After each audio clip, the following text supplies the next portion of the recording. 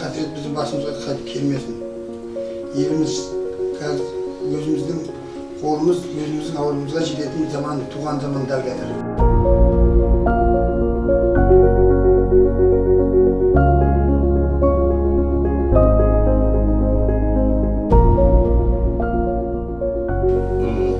Желтоқсан көтерілісінің мәселесі мына қазақтың кезінде рухын көтерген, рухының тірі екенін дәлелдеген бұндай көтерілісті біз ұмытуға мүмкін емес.